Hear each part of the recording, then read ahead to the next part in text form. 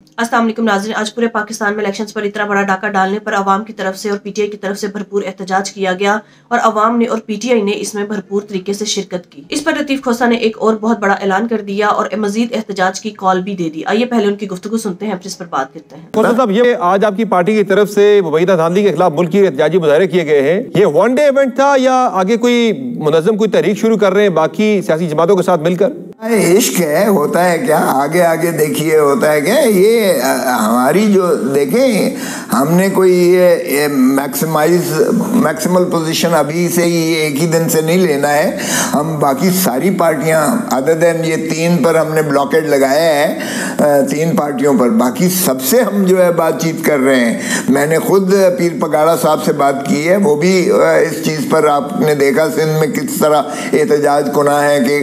Electoral जो है fraud हुआ है, धांधली हुई है। इसी तरह मौलाना साहब से भी हमारा वफ्द असद कैसर साहब की सरबराही में मिला है, वो भी हैं। जमात इस्लामी के साथ भी मैंने खुद बात की है, लियाकत बलोच साहब से भी, और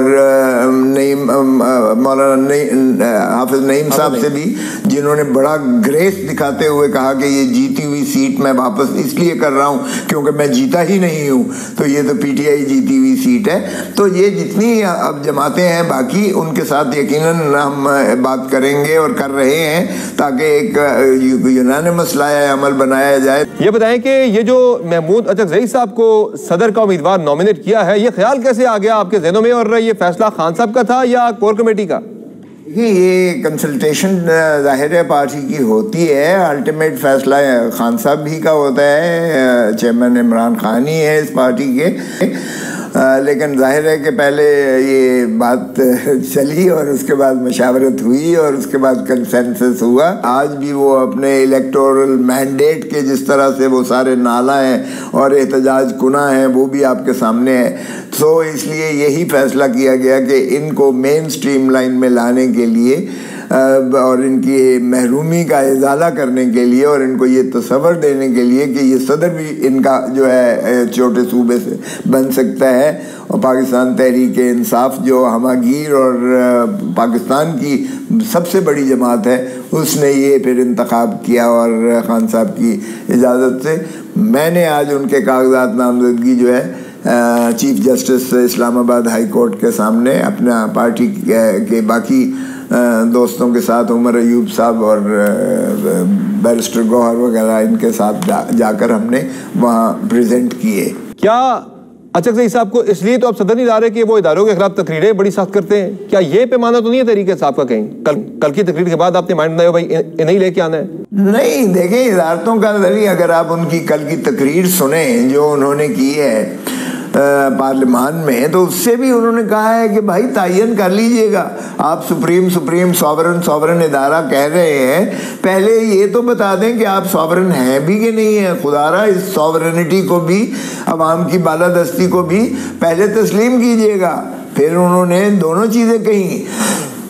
एक तो उन्होंने कहा मैंडेट रिस्टोर करें, अगर जो है मैंडेट इमरान खान को मिला है तो उनको कीजिएगा, दें, इमरान खान को मुखलिसी दें, उनके जो है पाबा सलासल जो हुए हैं उनको भी मुखलिसी दें, सियासी कैदी। तो अगर स्टैंडर्ड आपके साथ खड़े हैं, आपके मौके के साथ खड़े हैं, तो फिर मौलाना फजल रहमान भी आपके मौके के साथ खड़े हैं, फिर लीडर ऑफ द अपोजिशन का होता है, फिर आप मौलाना फजल रहमान को दे रहे हैं फिर इस म्यार के मुताबिक? नहीं, देखिए, मौलाना साहब से एक ही इशू पर हमारा इत्तफाक है, क्योंकि उन्होंने भी कहा है कि इलेक्शन में धांधली हुई है और उस पर हमारा जो है उनके साथ बिल्कुल एक हमआहंगी है। वो जहाँ भी एहतजाज इस मामले में करेंगे या हम करेंगे तो वो हमारा इसमें साथ देंगे, हम नवा होंगे। देखें, आवाम की तर्जमान होनी चाहिए पार्लियामान और असम्बलियाँ। अगर आवाम की तर्जमान नहीं होगी तो फिर रियासत ही मुकम्मल नहीं होती है, क्योंकि आर्टिकल 7 में देखें तो रियासत की तारीफ में अवाम ही को मुक्तदर किया गया है, नीचे से लेके ऊपर तक, डिस्ट्रिक्ट असेंबली, डिस्ट्रिक्ट गवर्नमेंट, सूबाई असेंबली, सूबाई हुकूमत, पार्लियामान और वफाकी हुकूमत। और आर्टिकल 5 में कहा गया है लॉयल्टी टू द स्टेट। मैंने जब प्राइम मिनिस्टर पर एतराज़ किया उनकी नामजदगी पर, हमने कहा कि शहबाज शरीफ के कागजात नामजदगी मुस्तरद किए जाएं। ये अपना उमर अयूब साहब की तरफ से जो मैंने दरख्वास्त दी अयाज सादिक साहब स्पीकर को, उसमें भी मैंने यही इस्तदलाल दिया کہ جناب شہباز شریف ہارا ہوا ہے, عوام نے مسترد کیا ہے. وہ فارم 45 ہمارے پاس موجود ہے جس میں جو پریزائڈنگ آفیسر ہے الیکشن ختم ہونے کے بعد گنتی کے بعد جو فارم دیتا ہے پولنگ ایجنٹس کو, سارے پولنگ ایجنٹس کے پاس موجود ہے. شہباز شریف ہارا ہوا ہے اور یہ اگلے دن یہ 8 فروری کو یہ فیصلہ ہوا ہے, 9 فروری کو ریٹرننگ آفیسر صاحب ہارے ہوئے کو جتا دیتے ہیں, جیتے ہوئے کو ہرا دیتے ہیں. تو یہ کیسے پرائم منسٹر بن سکتے ہیں جب ایک حلقے کے وہ ایم این اے نہیں ہے, تو یہ پرائم منسٹر کیسے بن سکتے ہیں؟ چونکہ ایک طرف خان صاحب جیل سے پیغام بھیجتے ہیں کہ وہ ادارے کے سربراہ سے بات کرنا چاہتے ہیں, لیکن دوسری طرف آپ اعتماد سازی کے حوالے سے کوئی آپ کا ایک قدم بھی ایسا نظر نہیں آ رہا کہ آپ اعتماد سازی کرنا چاہ رہے ہو آپ ادارے کے ساتھ, کہ بالخصوص آپ کی ریسنٹ چوائسز اگر دیکھی جائے, عالمین گنڈا پور کو وزیرا لگانا ہو آپ کی وہ چوائس ہو, یا پھر آئی ایم ایف کو خط لکھنے کا معاملہ ہو کرٹیکل ٹائم پہ, یا محمود اچکزئی کی چوائس ہو بطور کینڈیڈیٹ فار پریزیڈنسی, یہ آپ کے اقدامات تو نہیں بتا رہے کہ آپ کوئی اعتماد سازی یا کوئی تعلقات کی بہتری چاہتے ہیں. آپ تو ٹکراؤ کے راستے پر ہیں. تو سیاست میں کبھی جو ہے یہ فلیکسیبلٹی ہوتی ہے. آج اگر کل والی ان کی تقریر سنیں تو اس میں ریشنالٹی بھی تھی, لاجک بھی تھی, اس لیے ان کی کل کی تقریر ذرا سن لیں, اس کی روشنی میں آپ کو نظر آ جائے گا کہ اب ان کے خیالات جو ہیں وہ ہم آہنگ ہیں پاکستان تحریک انصاف سے, اور ہماری جو ہے اگر کوئی ہمارے اس سے ہم آہنگی کرتا ہے, اور پھر اگر بلوچستان کے عوام کو جو کہ استحصال کا جو بہت زیادہ ان پر وہ ہے شائبہ ہے ان کا, تو پھر ان کا کیوں نہ ہم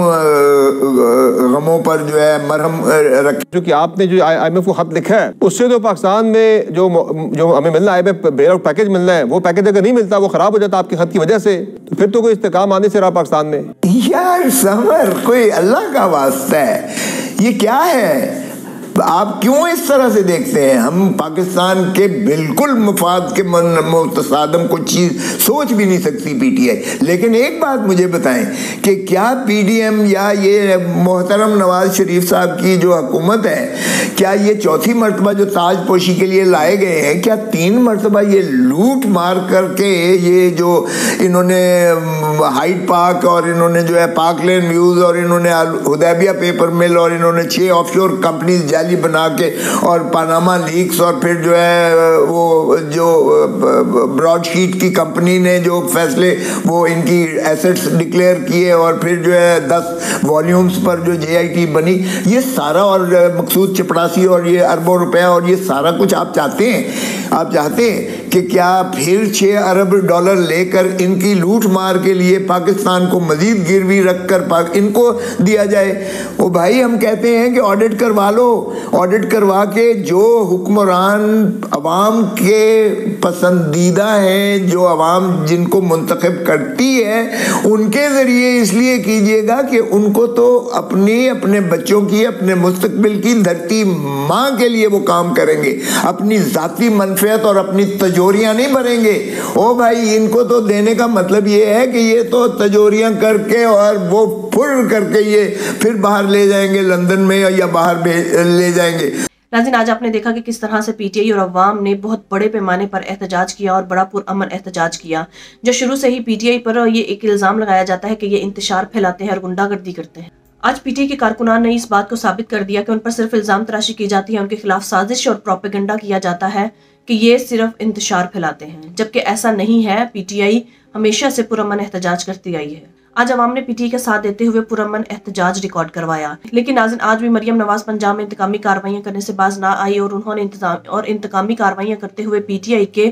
کارکنان کو گرفتار کر لیا. یہ وہی مریم نواز ہے جس نے پنجاب کے چیف منسٹر کا حلف لیتے ہوئے کہا تھا کہ میں انتقامی سیاست کو پسند نہیں کرتی اور نہ ہی میں انتقامی سیاست کروں گی, اور میں پنجاب کی چیف منسٹر ہوں اور انتقامی سیاست کو ختم ہونا ہوگا. ناظرین اسی وقت بہت سے صحافیوں اور سیاستدانوں نے یہ کہا تھا کہ مریم نواز کا بھی وہی حال ہے, ہاتھی کے دانت کھانے کے اور دکھانے کے اور. کیونکہ ناظرین مریم نواز ہمیشہ سے انتقامی سیاست پسند کرتی ہیں اور یہ ہمیشہ اپنے مخالف کے خلاف انتقامی سیاست کرتی آئی ہیں, کیونکہ مریم نواز کی فطرت ہے, یہ وائلنس کو پسند کرتی ہیں. ناظرین آج پورے پاکستان نے دیکھا کہ کس طرح سے پنجاب میں پی ٹی آئی کے کارکنان کو غیر قانونی طور پر اور ناجائز طور پر گرفتار کیا گیا, اور مریم نواز کی خوشی کے لیے اس طرح کے اونچے ہتھ کنڈے اپنائے گئے. لیکن ناظرین اگر آج بھی یہ پاکستان کے ادارے مریم نواز کو خوش کرنے کے لیے اس طرح کے اچھے ہتھ کنڈے اپنائیں گے تو پھر یہ ملک کا کیا بنے گا، ملک آگے کیسے بڑھ سکے گا اور ملک میں جمہوریت کیسے آئے گی؟ ناظرین، بالکل ویسے ہی جیسے عمران ریاض خان کو مریم نواز کو خوش کرنے کے لیے گرفتار کیا گیا اور اس کے بعد اسد طور کو بھی گرفتار کر لیا گیا۔ اب مریم نواز پنجاب کی چیف منسٹر تو بن گئی ہیں، لیکن مریم نواز اب جن لوگوں کو پسند نہیں کرتی ان کی تو خیر نہیں، کیونکہ ناظرین مریم کی شروع سے فطرت رہی ہے، اس سے سچ ہضم نہیں ہوتا اور جو لوگ بھی مریم نواز کے خلاف جا کر حق اور سچ کی بات کریں گے مریم نواز اسے گرفتار کر لے گی۔ ناظرین، دوسری طرف لطیف کھوسہ کا کہنا تھا کہ JUI اور دیگر جماعتوں سے ہمارا رابطہ ہو رہا ہے، ان قریب ہم پاکستان میں بہت بڑے احتجاج کی کال دیں گے اور جب تک پاکستان میں حقیقی جمہوریت نہیں آتی ایسا ہی چلتا رہے گا۔